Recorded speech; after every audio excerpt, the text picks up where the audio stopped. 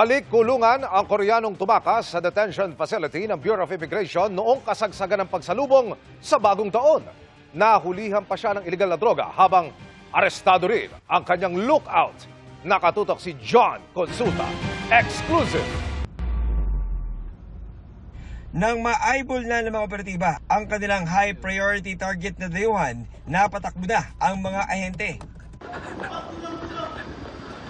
Pahirapan ang naging pag-aresto ng mga operatiba ng NBI International Operations Division at BI Fugitive Search Unit sa Korean fugitive na si Lee Jing-hyu. Ibigay kayo kaliwang kamay. Barel, baka may barel ah. Ako sir, ako tinga, bitaw mo sir, ako.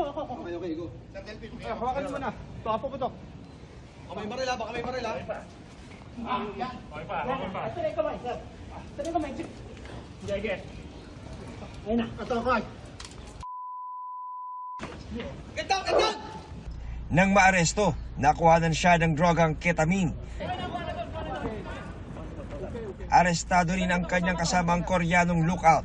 Si Lee Jing-yu ang isa sa dalawang Koreanong detainee na tumakas sa BI Detention Facility sa Muntinlupa sa kasagsagan ng pagsalubong ng bagong taon nitong January 2026. Halos 2 buwan nagtrabaho ang tracker teams ng BI sa paghahanap sa kanya.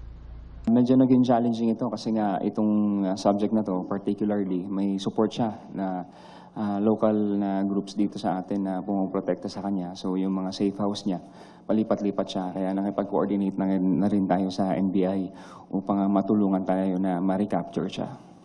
Sa NBI nanggaling ang breakthrough na nakapagturo sa galaw ng pugante.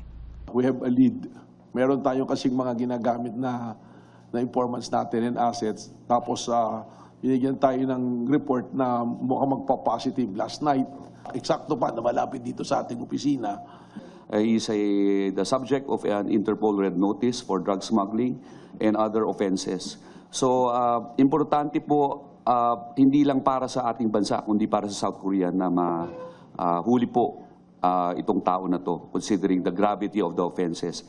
Lee Jing-yu, who helped you escape? Who helped you escape? Di na nagbigay ng pahayag ang dayuhan na ini-inquest na sa kasong paglibag sa Dangerous Drugs Act dahil sa dala niyang illegal na droga.